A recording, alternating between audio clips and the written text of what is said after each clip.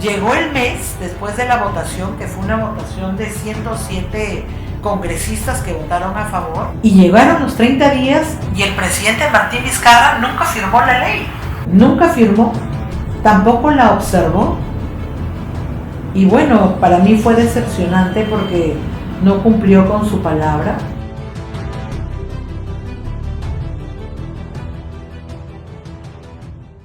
Hola, soy Germain y en esta oportunidad me ha tocado entrevistar a la doctora y ex congresista Angélica Palomina. Hola doctora, un gusto tenerla acá. Muchas gracias por la invitación, Germain. Siempre va a ser para mí un gusto conversar contigo. Muchas gracias. Para nosotros es grata la invitación que usted nos ha aceptado, porque quisiera preguntarle a muchos ciudadanos, como ex candidata al gobierno regional y ex congresista y abogada, queríamos preguntarle cuál es su opinión con respecto al Poder Ejecutivo, que ahora, digamos, tiene una audiencia baja de aprobación. Bueno, no es sorpresa. Ayer salió la encuesta, la última encuesta de CPI, donde está claro, el Poder Ejecutivo no tiene más de 5% de aceptación. En realidad debería preocuparnos a todos los peruanos, porque cómo venimos trabajando, y me incluyo porque aquí todos los políticos deberíamos ya haber salido y haberles dicho: señores, el camino está por acá, porque con 5% de aprobación no se puede tener una ejecución presupuestal limpia. Y mira, te comentaba hace un momento que me ha llamado mucho la atención el tema del Ministerio Público.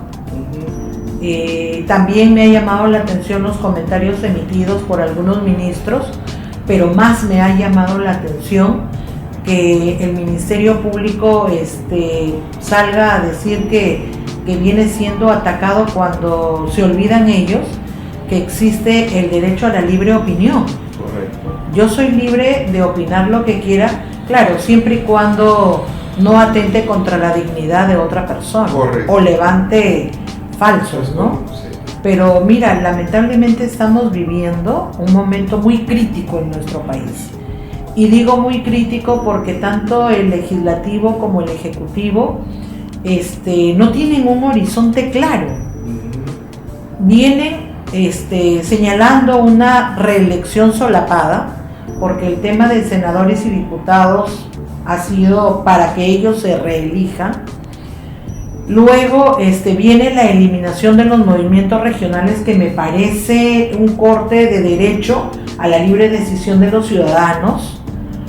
Lo otro, lo que ha acontecido hace unos días, que quieren aumentar el tema de los diputados y los senadores. Es cierto que en la región, en América del Sur, somos quienes menos representantes tenemos. Pero ¿qué está sucediendo? Y es de público conocimiento que muchos de los congresistas no tienen proyectos de ley propios. Si tú ingresas a la página del Congreso, más del 60% son de coautoría. Eso quiere decir que otro hizo el proyecto y tú solamente te estás adhiriendo con tu firma.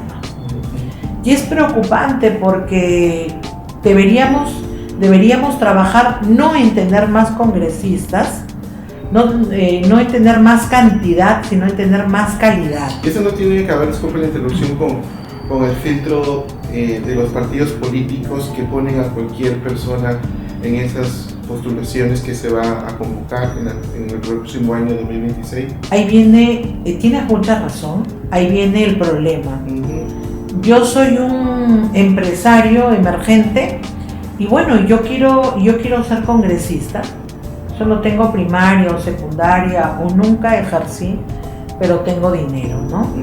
Entonces, y también para mezclar el tema dicen: no, vamos a llevar a un representante del pueblo, que no está mal, pero ¿a quiénes llevan?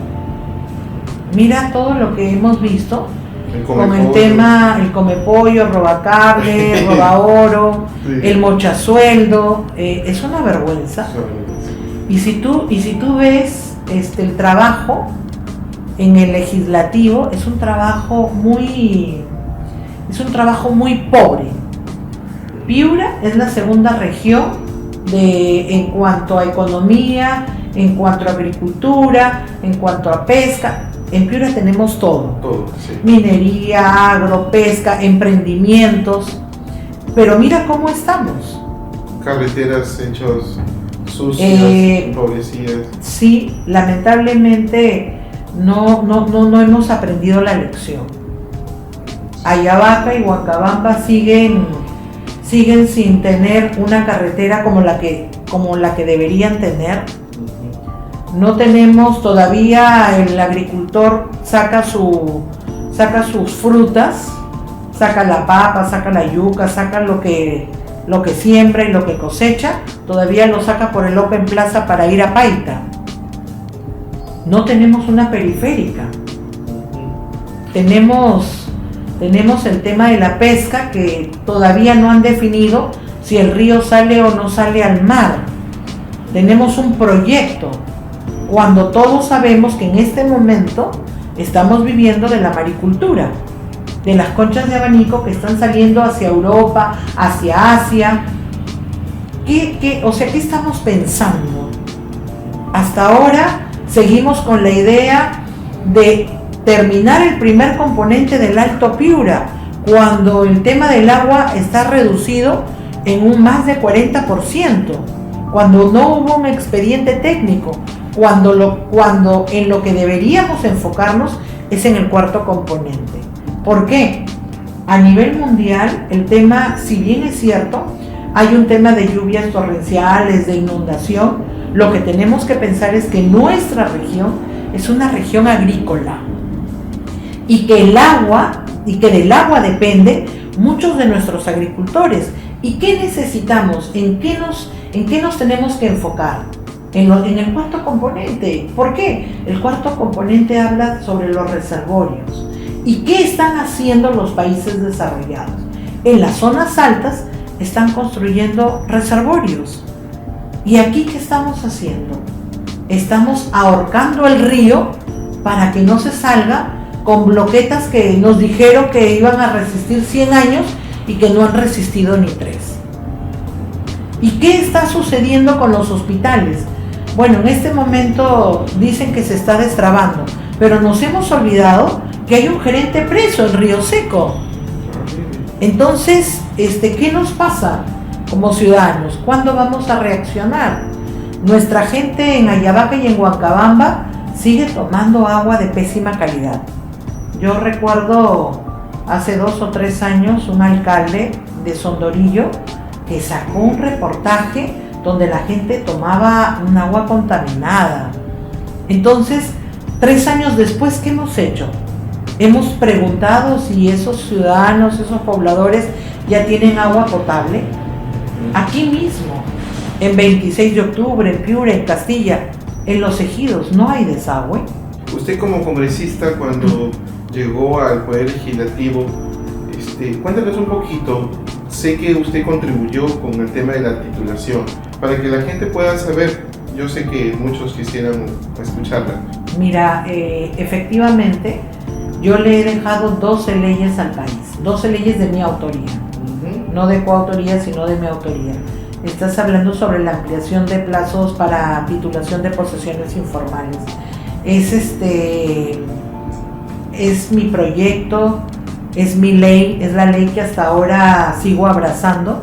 Sigo trabajando con muchas posesiones informales para que puedan ser tituladas. Ahí inicialmente se creía que 3 millones de peruanos podrían beneficiarse de esta ley. Hoy, gratamente nos hemos quedado sorprendidos que ya estamos llegando a 5 millones y la gente se sigue titulando a nivel nacional. En Piura, algunas autoridades han tomado el trabajo de ver el tema de titulación. COFOPRI también está avanzando. Algunos distritos están pidiendo prerrogativas para ellos también poder titular, y eso es bueno, porque si no tienes un título de propiedad, no puedes hacer ningún tipo de inversión, de luz, de agua, de desagüe, de escuelas, de hospitales, de postas médicas, que es lo que realmente y en este momento necesita la población. Hay un tema con las inmobiliarias. Todos recordamos el tema del caso de Sada Goday, pero no todo es malo. Es decir, se sataniza el tema de las empresas inmobiliarias.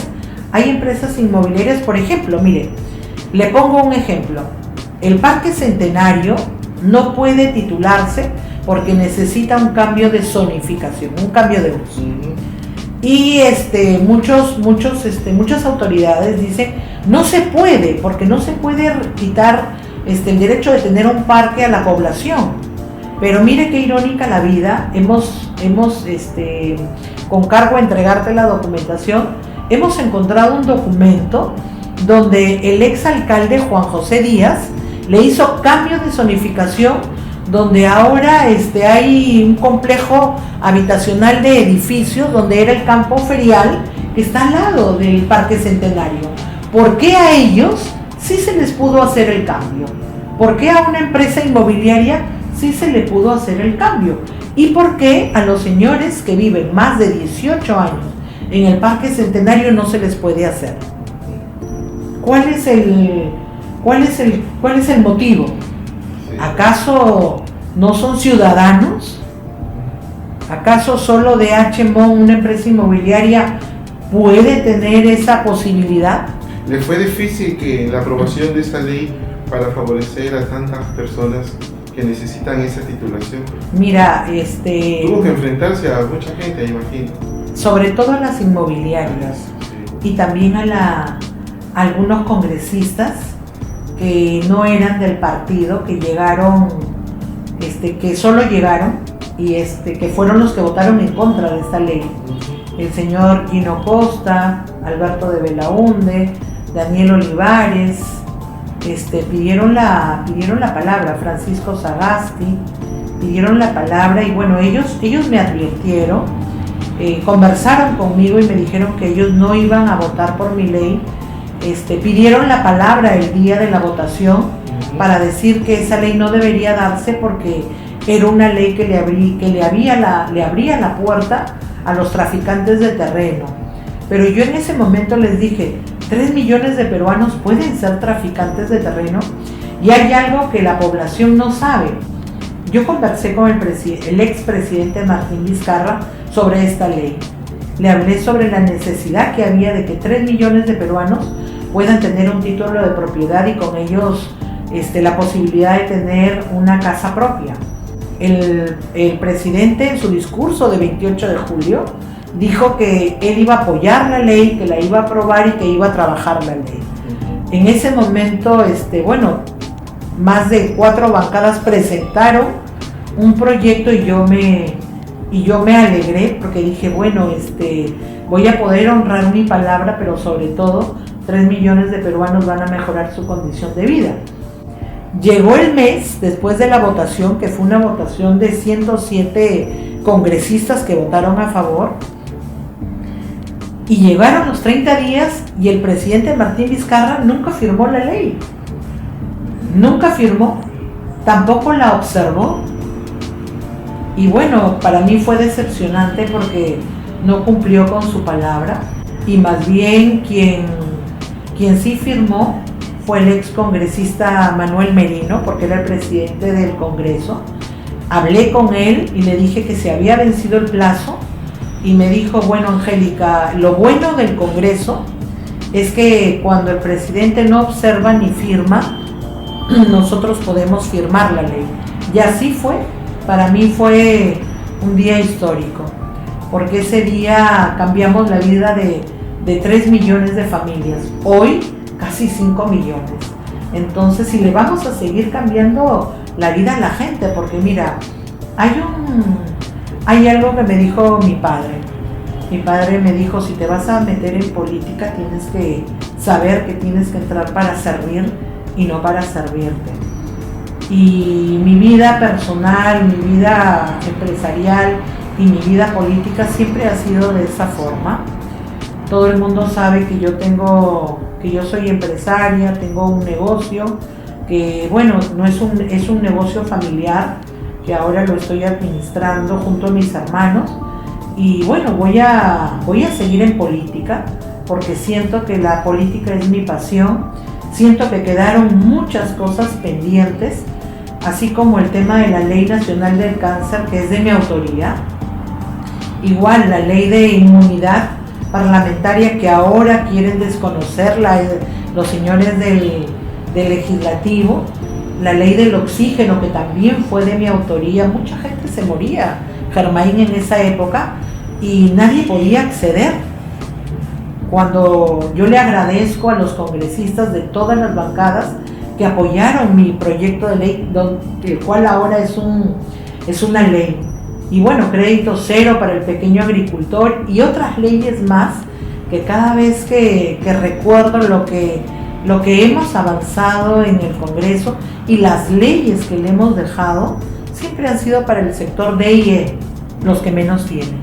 Pero leyes con responsabilidad, porque lo que tenemos que, o sea, el trabajo y el compromiso que tenemos que tener las personas que estamos siendo funcionarios públicos es atender al que menos tiene y también atender al que quiere desarrollarse, porque no olvidemos que existe la gran empresa, la mediana empresa y la pequeña empresa. Entonces tenemos que apoyarlos a todos y a todos por igual. Siempre se ha dicho, no, el legislativo apoya a la gran empresa. Bueno, es que no se difunde el apoyo que hay para los pequeños. Pero lo cierto es que si queremos tener otro país, si queremos tener otro futuro, tenemos que trabajar en los tres. En la gran empresa, en la mediana empresa y en la pequeña empresa. Doctora, yo hago una reflexión con respecto en la que actualmente vivimos en un estado democrático, si bien es cierto, pero débil. Es decir, las instituciones del Estado, como el Congreso, con una aprobación solamente del 4 o 5%, una policía que no cuenta con el equipamiento adecuado, tenemos los operadores de justicia, Ministerio Público, jueces corruptos, algunos de ellos, y que eso no permite una justicia sabia, una justicia plena que la sociedad espera. Yo hago una comparación con el presidente Bukele, en donde él encontró un país caótico, con una organización criminal tremenda. Tenemos que tener el tema de la organización criminal que no deja que los inversionistas vengan al país, que es una fuente de trabajo para mucha gente. Estamos en una sensación donde ya no podemos salir más de las 10 de la noche. Entonces, ¿qué está pasando con las instituciones del Estado? Que hay esa sensación de corrupción, pero fuerte, debilitada. ¿Qué podemos hacer al respecto? Mira, no hay sensación de corrupción, hay corrupción. Hay que llamar a todo por su nombre. El tema de la policía, yo ahora entiendo a la policía. Mira, después de todo lo que han hecho con la policía, ahí tienes al policía Miranda. Abatió a un delincuente y hoy ha sido, la fiscalía está pidiendo 4 años de pena efectiva. ¿Qué está pasando? Hay 17 policías en Piura que están fuera de Piura, que no han podido presentarse a un proceso porque abatieron a 2 delincuentes. 17 policías piuranos que no conocen a sus hijos, que no han visto a sus padres, que no han podido enterrar a sus madres, que no han podido abrazar a sus familias. ¿Y por qué? Por haber cumplido con su trabajo. Dicen, no, nosotros hay un accidente o hay una balacera y la policía llega 1 hora después cuando ya no hay nada. Pero se han puesto a pensar que le han faltado el respeto a la policía, que muchas autoridades han hecho que el ciudadano le pierda el respeto a la policía. ¿Qué hace la policía y el ejército? Atrapan al delincuente, lo llevan a la fiscalía. ¿Qué hace el fiscal? Algunos, no todos, porque hay fiscales honorables y hay fiscales que yo creo que ya deberían haberse ido a sus casas. Pero, ¿qué hacen los que deberían haberse ido a sus casas? Los liberan. Miremos las noticias todos los días. los encuentran con arma y los liberan. Entonces, ¿qué está sucediendo en nuestro país? El ejército sale a repeler y ahora resulta que terminan denunciados. Yo creo que un soldado del ejército o un policía no sale pensando voy a matar a un ciudadano. Sale pensando me formaron para defender la institución, me formaron para defender al ciudadano, me formaron para defender el patrimonio del país. Hay gente que salió con justo derecho a reclamar, con justo derecho, pero miren lo que sucedió, y ahí viene un comentario que quiero hacer. Hay gente que incendia la pradera a propósito, y digo a propósito porque han tenido la posibilidad, han estado en el gobierno y no han hecho nada. No, dicen, no, es que lo metieron preso a Castillo. Pero ¿qué hicieron sus ministros? Poca gente sabe que la ley del cáncer de mi autoría fue archivada por Francisco Sagasti. Francisco Sagasti se fue diciendo, no, yo no voy a aprobar esta ley. Tuve que conversar con el presidente Castillo y explicarle la necesidad que había en el país de tener una ley nacional del cáncer, pero sobre todo una ley que te asegurara un tratamiento gratuito. Aprobó la ley, firmó la ley, también la firmó en ese momento el premier Bellido, pero no la firmó el ministro de Salud. ¿Y quién era el ministro de Salud? El doctor Hernando Ceballos. El piurano. El piurano. Él se fue y no firmó la ley. Entonces, no le hemos preguntado al señor Hernando Ceballos por qué no firmó la ley. Y el señor Hernando Ceballos es el mismo doctor que dijo que el hospital de alta complejidad estaba sobrevalorado, que no se debería hacer por obra por impuesto. ¿Y qué tenemos hoy? Más de 5 años después. Nada. No tenemos un hospital de alta complejidad. Entonces, los peruanos y piuranos tenemos que sentarnos 5 minutos y ver quiénes son los que se están presentando en este momento. Y sobre todo ver qué han hecho por Piura, qué han hecho por el país, qué le han dejado al país. Mira lo que está sucediendo en Piura.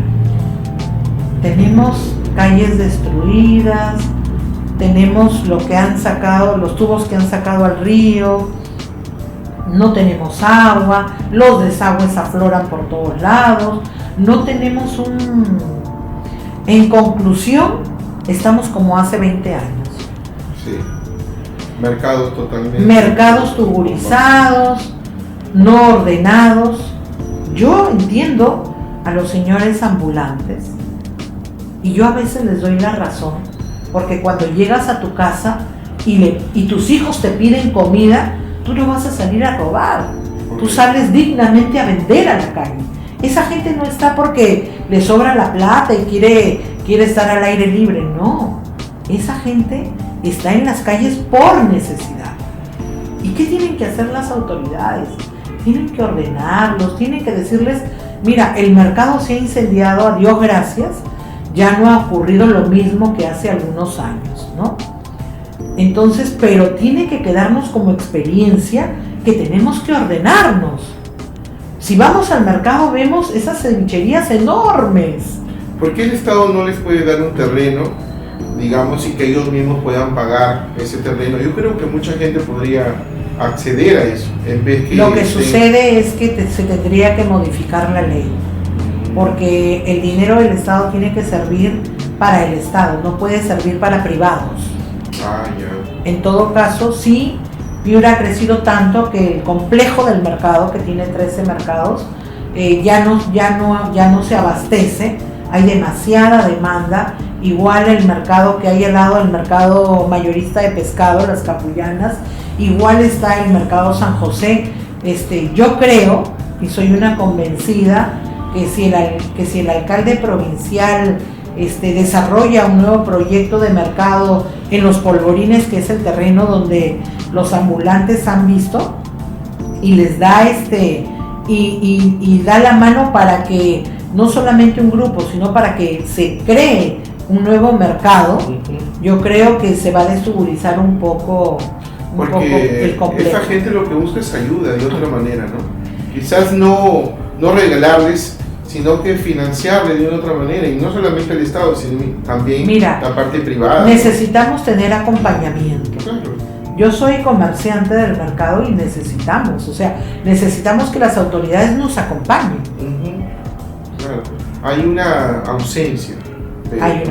Por ejemplo, cuando los restaurantes ponen su funcionamiento y le falta un requisito, va el fiscalizador, en vez de darle asesoría, al toque una multa. Entonces esa gente hace préstamos, se endeuda, ¿no?, con el fin de emprender un negocio, y al toque les impone una multa. Yo creo que ahí debería más bien la municipalidad primero, antes de imponerte una multa, orientarte. ¿Sabes qué? Debes hacer eso, te doy un plazo para que puedas corregir, pero no ponerte una multa, porque son gente que sabemos, los emprendedores, que cuando uno pone un negocio, los primeros 6 meses o 2 años es difícil, cuando uno recién empieza. Mira, la ley dice, lamentablemente la ley dice que si no cumples con el requisito te tienen que cerrar, pero hay los regidores que su función no es solamente ir y levantar la mano el día de la sesión, la función de ellos es también de fiscalizar, de tener leyes, de acompañamiento, igual que los congresistas. Entonces yo creo que ya deberían ponerse las pilas y empezar a crear ordenanzas. Y una de las ordenanzas, creo yo, debería ser que antes de imponer una multa debería haber una acción de notificación. Es decir, yo te notifico que te falta esto y te doy 5 días para que inicies tu proceso. Entonces, eso ya no viene por el tema de fiscalización, porque lo que ellos hacen es cumplir con la norma. Lo que yo creo es que son los regidores los que deberían empezar a crear ordenanzas. Yo estaba viendo un récord de ordenanzas, y hace años pues ningún regidor de ninguna municipalidad ha propuesto una ordenanza. O sea, se ha perdido ese trabajo. Los regidores no deben ser el acompañante del alcalde. Los regidores deben dar ordenanzas, deben fiscalizar, pero no fiscalizar lo que les conviene, sino fiscalizar lo que está mal. Perfecto. Una última pregunta, doctora. ¿La vemos en las próximas elecciones? ¿2026? Sí. Yo creo que la ley del chatarreo para mototaxistas, el mejoramiento de la ley del cáncer para que la gente pueda ser operada en el extranjero, el tema de las posesiones informales para que puedan tener una vivienda digna, todas las posesiones informales que ya se hayan titulado están pendientes. Y yo voy al Congreso para eso, para seguir cumpliendo con mi palabra. ¿Sabemos todavía o sí el tema del partido, o está en reserva eso? Yo estoy en conversaciones con Carlos Añaños. Carlos Añaños es un emprendedor ayacuchano, es el CEO del grupo AG de Cola Real. Estamos en Piura organizándonos. No queremos llevar a los mejores, porque a veces los mejores son los más cuestionados, sino queremos llegar gente con sensibilidad humana, gente que vea la necesidad, pero también gente que pueda hacer y no deshacer en nuestra región. Le agradezco, doctora, por esta invitación, por esta entrevista, y nada, saludarla, y extiendo un saludo también hacia su familia. Muchas gracias. Muchas gracias a todos por la invitación. Gracias. Hasta luego.